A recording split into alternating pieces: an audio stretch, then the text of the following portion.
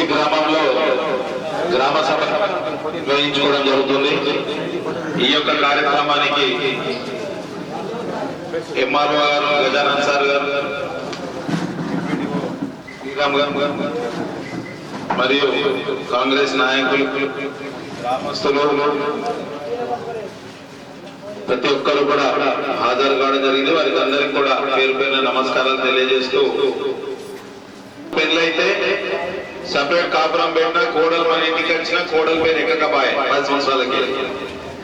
అట్లానే మన ఇంట్లో ఉన్న పిల్లగాడు కొత్తగా కొడితే 10 సంవత్సరాల ఆ పిల్లగాడిది కొత్తగా రేషన్ కార్డు లెక్కలే.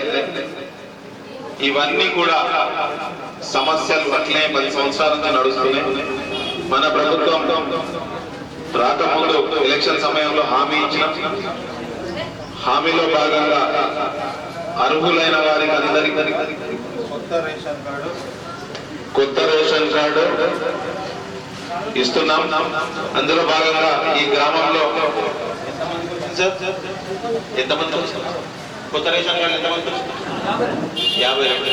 ఇంకా సర్వేలు చేసి కుల గణన జరిపే క్రమంలో మీ ఇంటికి వచ్చినప్పుడు తీసుకున్న డేటా బట్టి 52 మందికి కార్డులు వచ్చినాయి. ఇంకా 168 కొత్త అప్లికేషన్లు కూడా తీసుకోవడం జరిగింది. ఇంకా ఎవరైనా సరే ఒకవేళ ఈ రోజు అందుబాటులో లేకున్నా, ఏ గ్రామానికైనా పోయినా, ఇంకేదన్నా దవాఖానకు పోయినా, పని మీద పోయినా, ఇది నిరంతర ప్రక్రియ.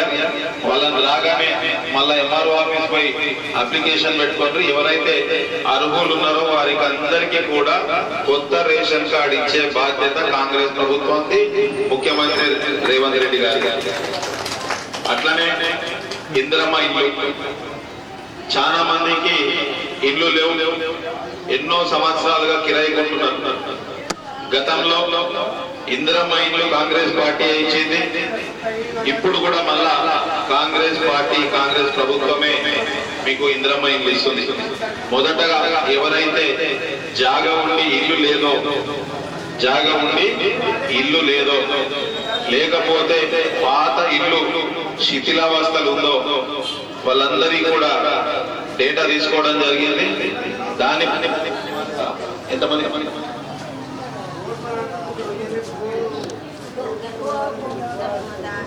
స్థలం ఉన్న వాళ్ళు 42 మంది ఉన్నారు. మొదటగా ఆ 42 మందిలో ఎవరైతే అర్హత, ప్రాధాన్యత అంటే ఎవరైనా 40 సంవత్సరాల లోపు వాళ్ళ భర్త చనిపోయినా, వాళ్ళ ఇంట్లో వికలాంగులు ఉన్నా వాళ్ళని మొదటగా ప్రాధాన్యతలో తీసుకొని వాళ్ళకి ఇచ్చినాక ప్రతి సంవత్సరం మన నియోజకవర్గానికి 3500 ఇండ్లు వస్తాయి. ఇప్పుడు 3500 ఇండ్లు వచ్చినాయి. అందులో భాగంగా సుమారు మీ గ్రామానికి ఒక 20 ఇళ్ల దాకానో ఎన్నో వస్తాయో ఆఫీసర్లు చూసుకుంటారు. అవి మొదటిసారి దీంట్లో 42 వస్తాయి. ఇంకా లేని వారికి కూడా ఇక్కడ ఏదైనా జాగా ఉంటే, జాగా అసలే లేదు, జాగా లేని వాళ్ళు సుమారు 168 మందో 190 మందో ఉన్నారు.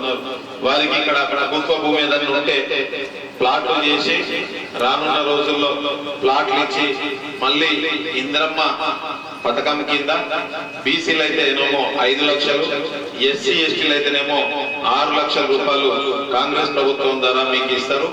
దాని ప్రకారం మీరు ఇల్లు కట్టుకోవచ్చు. అట్లానే రైతు సోదరులకి గతంలో రైతు భరోసా కింద 10,000 రూపాయలు ఎకరాకి, గతంలో గుట్టలకి, ప్లాట్లకి ఏడబడితే ఆడ ఇచ్చేసి వాడికి 200 ఎకరాలు గుట్టుంటే 200 ఎకరాలు కూడా ఇచ్చింది. అట్లా కాకుండా ఎవరైతే భూమి సాగు చేస్తుండ్రో, ఎవరైతే నిజమైన రైతులు ఉన్నారో వాళ్ళని డేటా ప్రకారం తీసుకొని వారికి అందరికి కూడా కాకుండా అసలే భూమి లేదు, కూలి పని చేసుకుంటున్నారు అనే వాళ్ళకు కూడా ఆల్రెడీ డేటా, ఇవన్నీ కూడా వచ్చే 4 రోజుల తర్వాత జనవరి 26 నుంచి మీకు అర్హులు ఉంటారో అర్హులందరికీ కూడా ఇస్తామని. ఏదున్నా సరే కాంగ్రెస్ ప్రభుత్వం ప్రజల పక్షాన, రైతుల పక్షాన, మహిళల పక్షాన యువకులకు పక్షాన పనిచేస్తుంది. అందరూ కూడా తప్పకుండా ఏ సమస్య ఉన్నా మీకు నిరుత్సాహపడకుండా అప్లికేషన్ చేసుకోండి. సాధ్యమైనంత వరకు ప్రతి ఒక్కరికి ఇప్పించే బాధ్యత మా అందరిది అని చెప్పి తెలియజేస్తూ ఈ అవకాశం ఇచ్చిన మగ్గిడి గ్రామస్తులకి, కాంగ్రెస్ నాయకులు, ఆఫీసర్లకి ప్రతి ఒక్కరికి ధన్యవాదములు.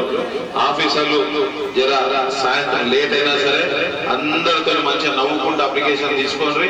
మళ్ళా వాళ్ళందరికీ ఇంటింటికి పోయి లబ్ధిదారులకు అందరూ కూడా కొత్త రేషన్ కార్డులు, ఇందిరమ్మ ఇండ్ల పథకం వచ్చినప్పుడు ఇంట్లో అవన్నీ కూడా ప్రతి ఒక్కరికి ఇవ్వాల్సిందిగా కోరుకుంటూ మరొకసారి ప్రతి ఒక్కరికి ధన్యవాదాలు. ఒకవేళ రేషన్ కార్డులను, ఆధార్ కార్డులను, లేకపోతే బ్యాంకులో కానీ ఏదైనా తప్పు ఉంటే అగ్రికల్చర్ ఆఫీసర్ దగ్గర పోయి అది మీరు లెటర్ ఇచ్చుకోండి. మళ్ళీ తొందరలోనే మాఫీ కావాల్సిన రైతులందరికీ కూడా 2 లక్షల రూపాయల వరకు 100% రైతు సోదరులందరికీ ఇచ్చే బాధ్యత కాంగ్రెస్ ప్రభుత్వం అని చెప్పి తెలియజేస్తుంది. కదమ్మా, వస్తాయి. నేను మీకు కాదు, మిగతా వాళ్ళకు కూడా చెప్తున్నా, ఏది ఉన్నా సరే మన లీడర్లకు చెప్పుకోవాలి. చెప్పుకుంటే సమస్యలు ఆఫీసర్ల దృష్టికి తీసుకుపోతారు. మీతో కాకపోతే